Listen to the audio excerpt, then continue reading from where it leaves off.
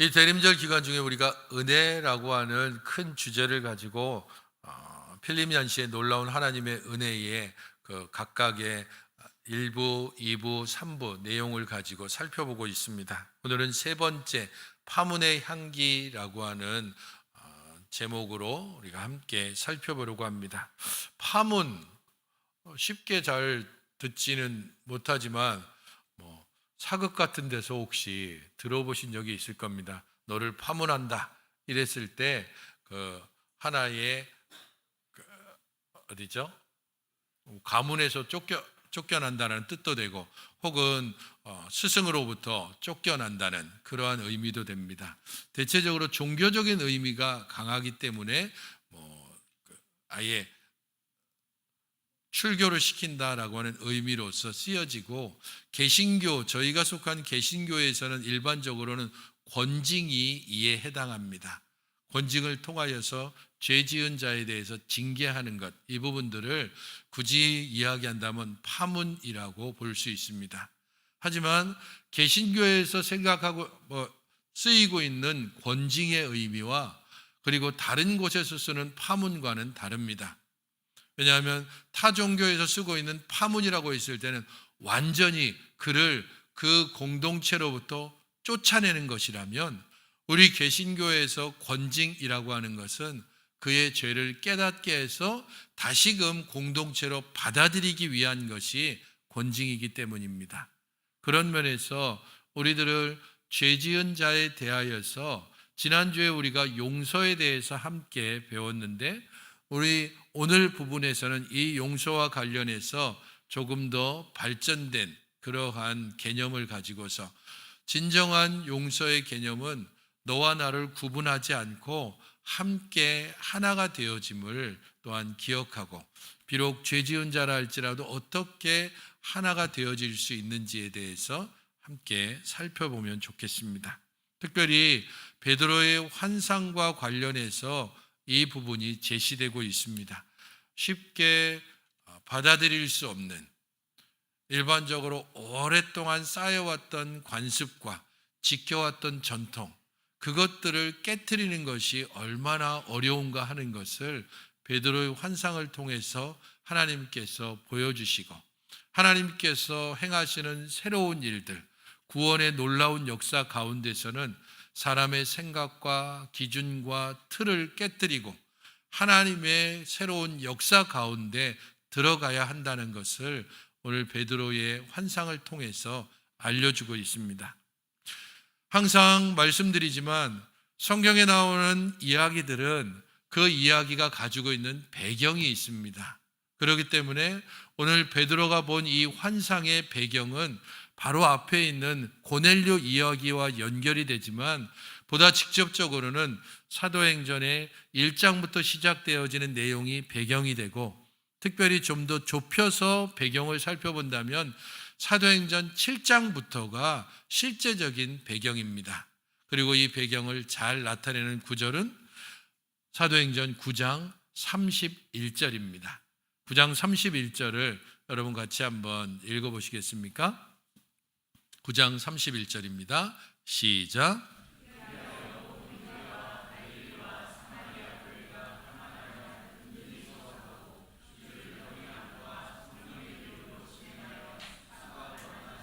교회가 평안하고 든든히 서가고 수가 많아졌습니다. 그리하여라고 이야기하고 있기 때문에 어떤 일의 결과로서 교회가 이렇게 평안하고 든든히 서갔다는 사실에 대해서 말을 해주고 있습니다.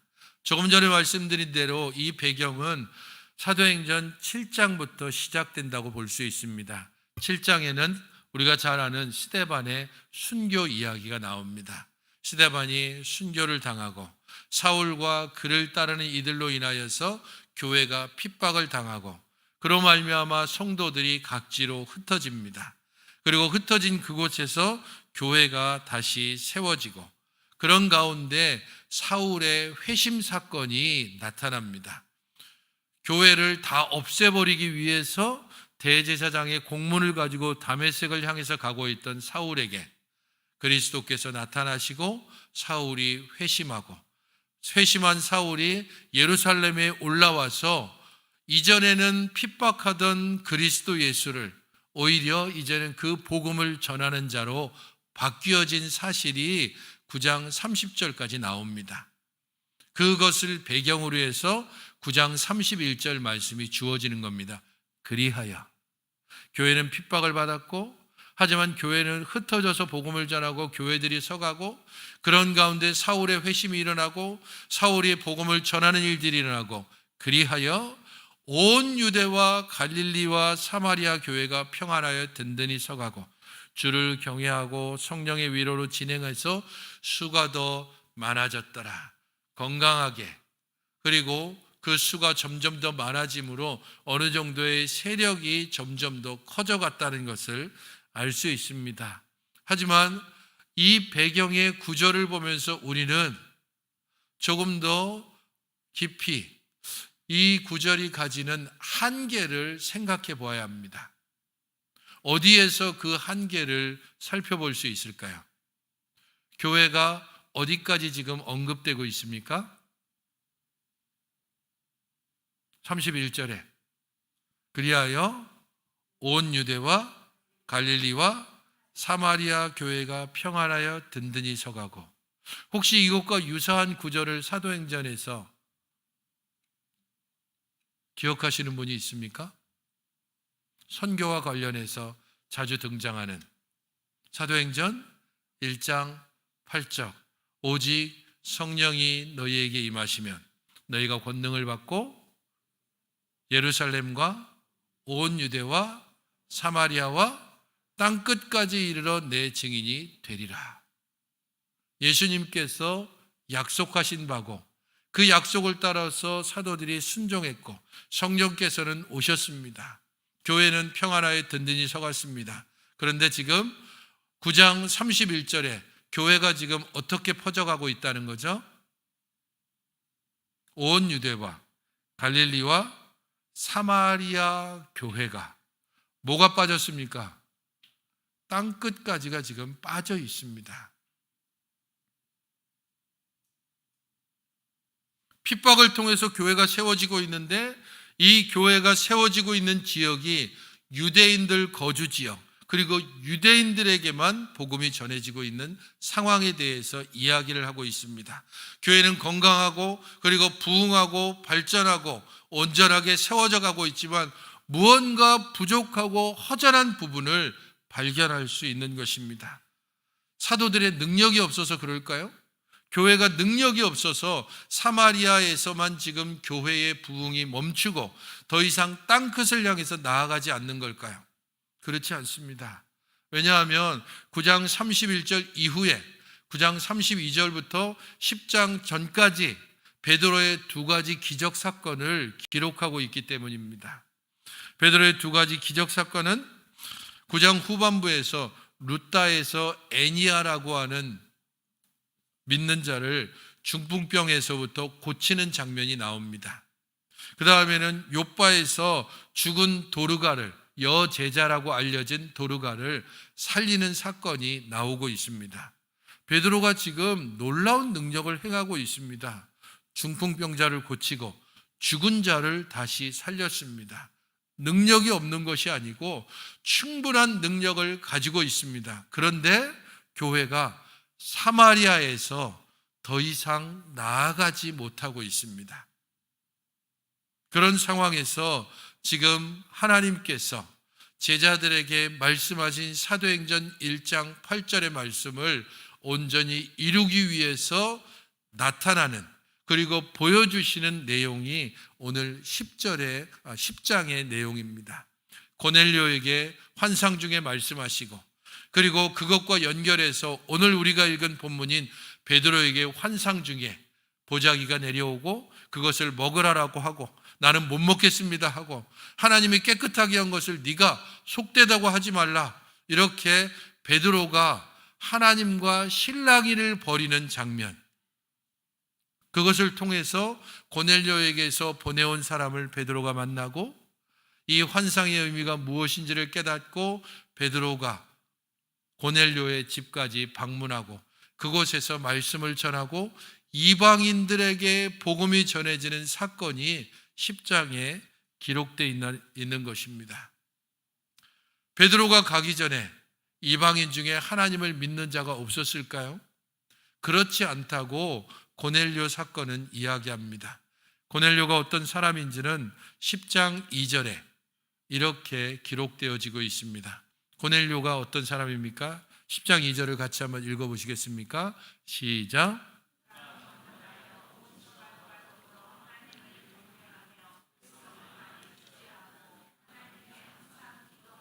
경건하고 혼자만 경건한 것이 아니고 온 집안과 더불어서 하나님을 경외하고 백성을 많이 구제하고 기도하고, 이만큼 경건한 사람이 없습니다. 이방인 중에서 유대인들보다도 오히려 그냥 명목적인 유대인들보다도 훨씬 더 경건함으로 살아가고 있는, 그런데 그 사람이 어떤 사람이라고요? 이달리아대의 백부장, 이방인 중에 이방인이라는 겁니다. 그런 그가 어떤 경로에서든지 하나님을 알게 되고 하나님을 섬기는 자가 되었습니다. 그런 그에게 하나님께서 환상 중에 천사를 통해서 말씀을 주었습니다. 어떻게 이야기하고 있습니까? 내 기도와 구제가 하나님 앞에 상달되어 기억하신 바가 되었다라고 10장 4절에 말합니다. 그의 기도, 그의 구제, 그의 경건함, 하나님께서 그것을 기억하시고 사람을 보내서 욥바에 있는 베드로를 청하라라고 말합니다. 그리고 이 말씀을 듣고 고넬료는 사람을 베드로에게 보냅니다.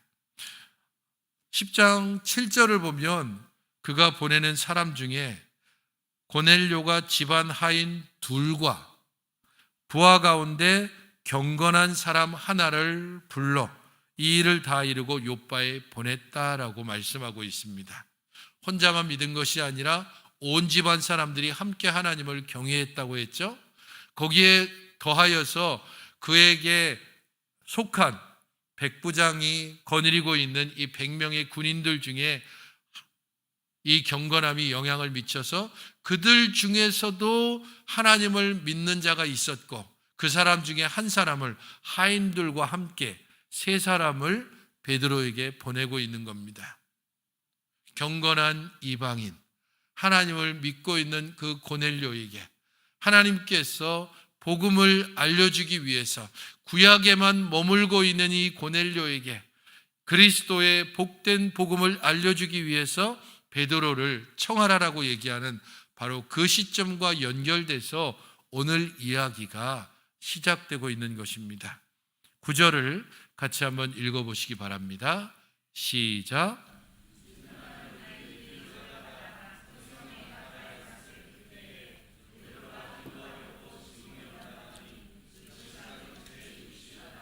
베드로의 기도하는 시간에 대해서 육시다라고 분명히 이야기하고 있는 것은 베드로가 어떤 사람인가 하는 것을 보여줍니다. 일반적으로 유대인들의 기도 시간은 오전 9시 혹은 오후 3시, 그렇게 어떤 이들은 둘 중에 한 번만 하고, 그리고 조금 더 주 안에서 사는 하나님을 섬기는 유대인들이라면 오전 9시와 3시에 기도합니다. 그래서 제6시 성경에서 시간이 나오면 요한복음을 제외하고는 그 외의 시간들에 6을 더하면 됩니다. 그러면 오늘날 우리가 사용하는 시간이 되는 겁니다. 그래서 제6시라고 하면 몇 시가 되는 거죠? 정오, 곧 12시가 됩니다. 9시나 3시가 아니고 베드로가 12시에 지붕에 올라가서 기도했다라고 하는 것은 베드로의 경건함과 열심을 잘 보여주고 있습니다. 그의 기도 시간이 12시라는 것이 일상적인 기도가 아니라 그가 얼마나 자주 하나님 앞에 나아가서 기도했는가 하는 것을 보여주는 겁니다. 그의 경건함을 또 잘 보여주는 것은 10절입니다. 그가 시장하여 먹고자 하며 사람들이 준비할 때에 황홀한 중에라고 하는 겁니다. 시장했다라고 하는 표현을 통해서 봤을 때 그가 지금 이 기도의 시간까지 먹지 않았다는 것을 알 수 있습니다. 그래서 먹는 것을 가지고 환상 중에 말했는데 그 먹는 것을 베드로가 거부한 겁니다. 나 배불러서 못 먹겠습니다. 이게 아니고 지금 굉장히 시장에서 뭐라도 주면 마구 먹을 것 같던 그 시점에서 먹으라라고 하는 것을 베드로가 아닙니다라고 이야기했다는 겁니다. 일반적으로 사람들의 식사 시간은 평균적으로는 10시였고, 그리고 노동자들은 보통 11시에 식사를 하고, 그리고 토라의 학생들, 율법을 연구하고 경건하게 사는 학생들은 12시에 식사하는 게 일반적인 관행이었습니다. 이렇게 본다면 베드로가 지금 12시에 기도하고 그리고 식사한다는 것은 율법과 연관되어진다는 것을 알 수도 있고, 그가 얼마나 하나님의 말씀에 열심이고 율법을 지키는 데 있어서 참으로 경건함과 열심을 가지고 있다는 것을 알 수 있습니다. 그는 지금 이 시간까지 먹지 못했고, 일반적으로 늦은 오후에 식사를 했다면 전날 6시입니다. 그러면 그는 전날 6시부터 지금 오후 12시까지, 그러니까 총 18시간을 공복 상태로 있는 겁니다. 상당히 시장하겠죠. 그런 상황에서 환상이 보여지고 있습니다. 베드로야, 일어나서 잡아 먹으라. 3가지 동사가 연이어서 나옵니다. 일어나라, 잡으라, 먹으라. 3동사가 연속해서 하늘로부터 들리는 겁니다. 특별히 여기서 잡으라라고 하는 단어는 희생시키다라고 하는 의미가 있습니다. 그래서 상당히 종교적인 용어입니다. 그냥 단순히 육체적인 배고픔을 해결하라라는 의미가 아니고, 지금 이 명령이 상당히 종교적인 의미를 담고 있는 명령이라는 겁니다. 그 명령에 대해서 베드로가 무엇라고 대답합니까? 14절 같이 한번 읽어보시겠습니까? 시작.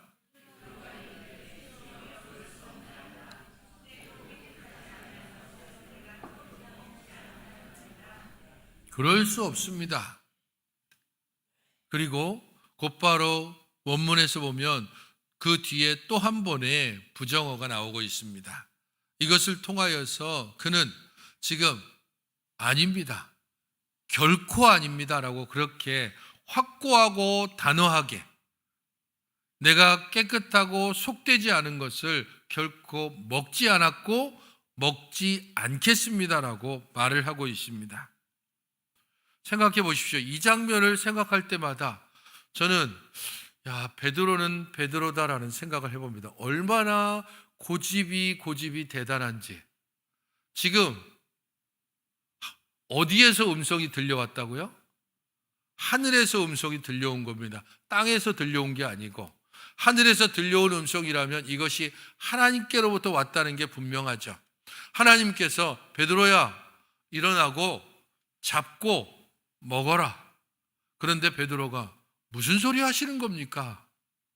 여기 있는 이 음식이 얼마나 지금 율법에서 부정하게 된, 그래서 먹지 말라고 하는 음식인데 저더러 먹으라고요? 결코. 저는 이제까지 한 번도 그런 일을 해본 적 없고, 그렇기 때문에 이것을 먹지 않겠습니다. 그러자 거기에 대한 가르침이 나오죠. 하나님이 깨끗하다고 한 것을 네가 속되다고 하지 마라. 이게 한 번인가요? 몇 번 있었다고요? 3번이나. 베드로야, 잡아먹어라. 못합니다. 거룩하거나 깨끗하지 않은 것 제가 먹은 적이 없습니다. 하나님의 율법이 그렇게 말씀했습니다. 나는 하나님께 순종하기를 원합니다. 그러니까 하나님이라고 할지라도 나한테 그런 명령하지 마십시오. 이런 뜻과 같습니다. 하늘에서 음성이 들려서 먹으라라고 했는데 나는 하나님의 율법 지키기 위해서 먹지 않겠습니다. 하나님이 깨끗하고 했다. 네가 감히 속되다, 깨끗하지 않다라고 말하지 마라. 그러고 나서 다시 잡아먹어라. 못합니다. 깨끗하게 했다니까? 잡아먹어라. 못합니다. 베드로의 고집이 얼마나 대단한지를, 그리고 베드로가 가지고 있는 가치관과 그의 율법에 대한 열심을 깨트리기가 얼마나 어려운가를 보여줍니다. 하나님이 깨끗하고 하다고 분명히 이야기했음에도 불구하고 그는 이제까지 거기에 담겨진 음식들을 먹어본 적이 없습니다. 거기에 있는 것들은 그가 이제까지 배워온 율법을 따라서 부정한 것으로 규정된 것이고 깨끗하지 않은 것으로 규정된 것이고 그래서 먹을 수 없는 것으로 분명히 알고 있습니다. 나는 이것을 먹지 않았고 그렇기 때문에 먹지 않겠습니다. 베드로의 이 말은 깊이 생각할수록 우리 자신들에게 적용해 봤을 때 우리들의 습관, 우리의 가치관 혹은 우리의 편견을 깨기가 얼마나 어려운가 하는 것을 또한 보여주기도 합니다. 생각해 보십시오. 속되고 깨끗하지 아니한 것을 내가 결코 먹지 않았습니다. 이 말을 뒤집어 보면 속되고 깨끗하지 않은 것을 먹는 부류가 있습니다. 나는 그것을 먹는 사람과 어떻게 한다고요? 결코 같이 하지 않았고 같이 할 수도 없습니다. 속되고 깨끗하지 않은 것을 먹는 사람들, 부류들, 그들이 누굽니까? 앞에 나오는 고넬료와 같은 사람들입니다. 이방인들, 하나님의 율법과 상관없이 사는 사람들. 그래서 메뚜기도 먹고 뱀도 먹고 오늘 우리로 친다면 세계로 친다면은 개도 먹고 달팽이도 먹고 박쥐도 먹고 그런 사람들이겠죠.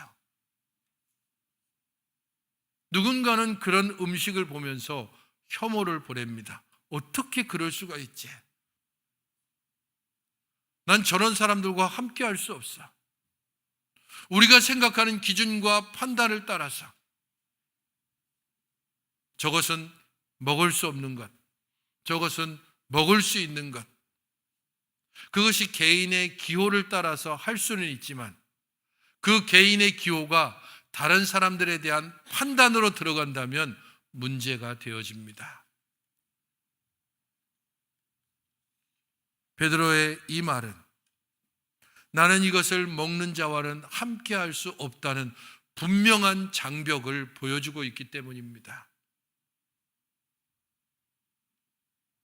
옛날 습관이나 편견, 가치관, 사상들 거기에 지금 사로잡혀서 다른 분이 아니라 지금 하늘의 음성으로 아니 그건 옛날 거고 깨트려. 내가 깨끗하다고 했어.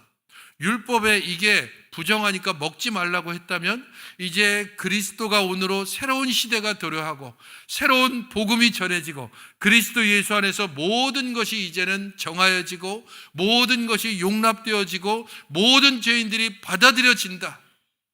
이제 더 이상 유대인과 이방인의 구분이 없고 종과 자유자의 구분이 없고 남자와 여자의 구분이 없고 세대와 세대를 넘어 문화와 문화를 지나서 모든 것이 복음 안에서 받아들일 수 있다라고 하는 바로 그때에도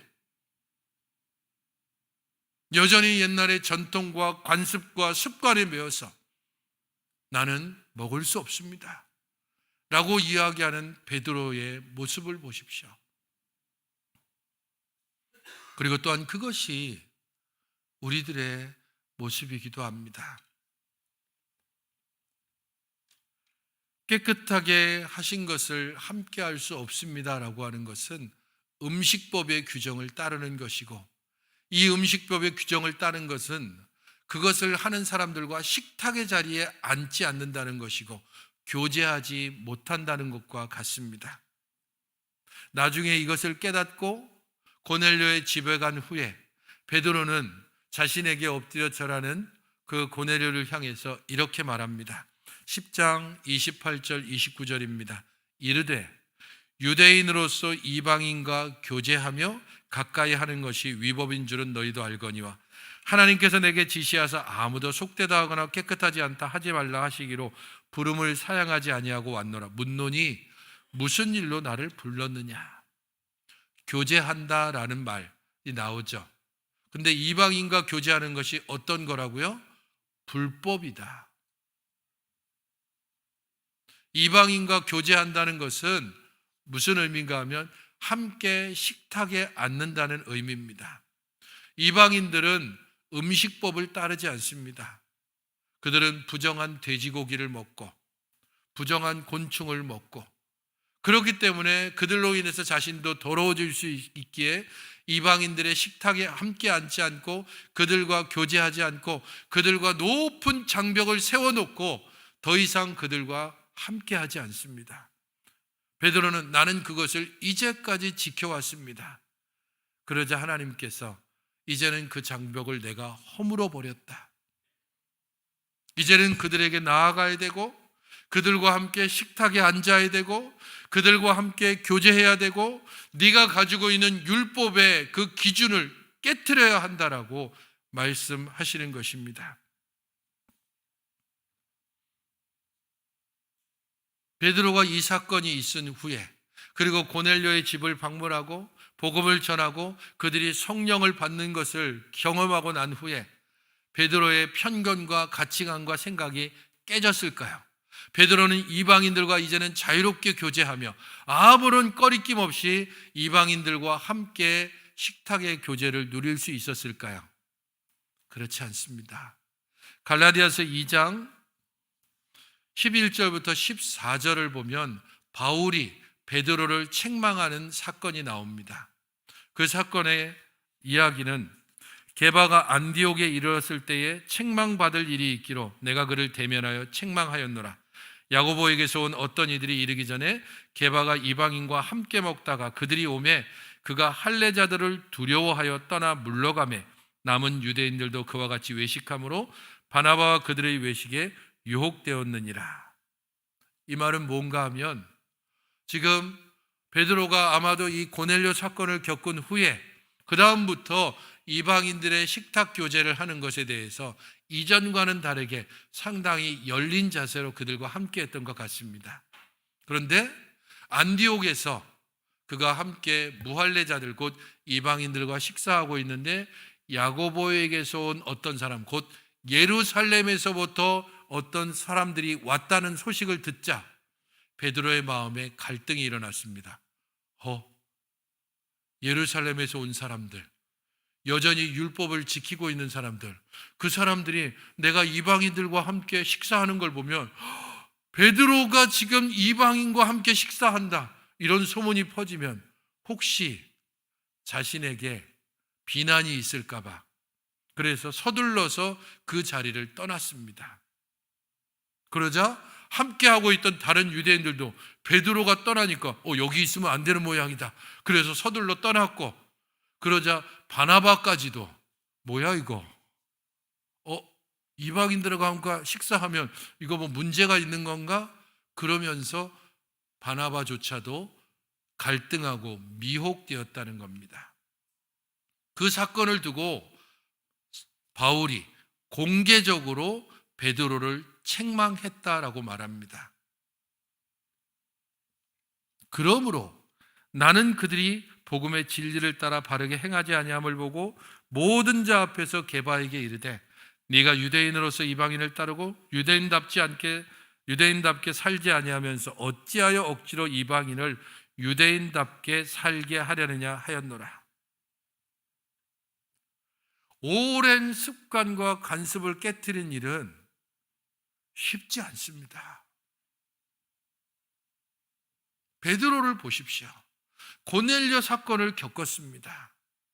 하늘로부터 직접 음성을 들었습니다. 그럼에도 불구하고 여전히 그 마음에 이건 먹지 말고 이건 먹어야 되고 어떤 날은 지켜야 되고 어떤 날은 지키지 않아도 되고 그런 식으로 여전히 이전의 흔적들이 끊임없이 자기 자신을 다른 사람들과 벽을 세우게 하고 장애물을 놓게 하고 그들과 함께 자유롭게 교제하는 것이 막혀지게 됩니다. 바울은 이 부분과 관련해서 분명히 이야기하고 있습니다. 복음의 진리를 따라서 바르게 행해야 한다.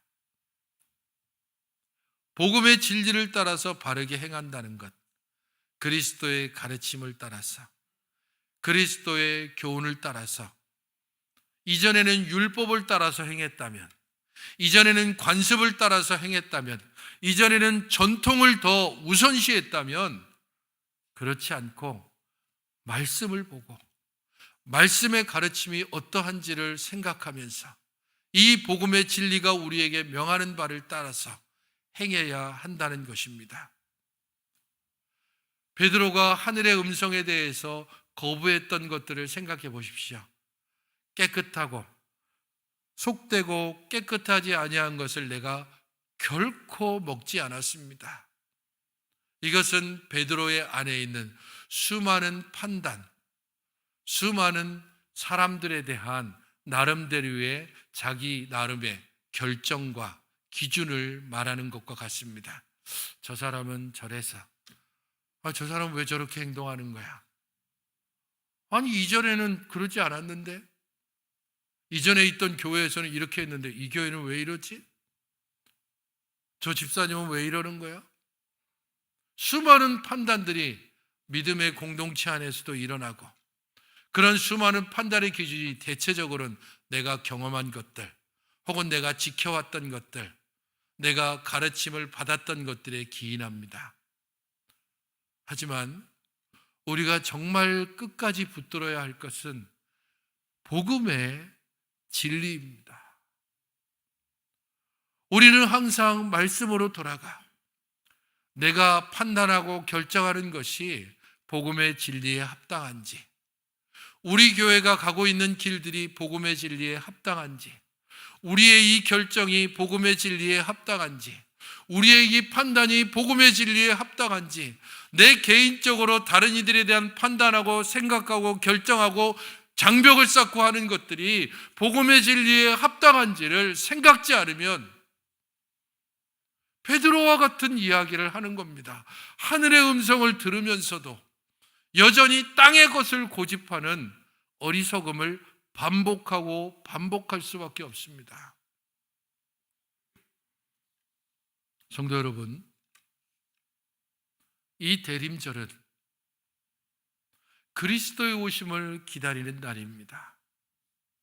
죄의 묘에서 죽을 인생, 아니 이미 죽은 인생에게 하나님께서 그 하늘의 보좌를 버리고 이 땅에 오신 것을 기억하는 날입니다. 우리의 경험과 생각과 가치관과 판단이 하나님의 은혜보다 크고 하나님의 은혜보다 더 지켜야 하는 것입니까? 우리의 전통과 관습이 복음 진리보다 앞서서는 안 됩니다.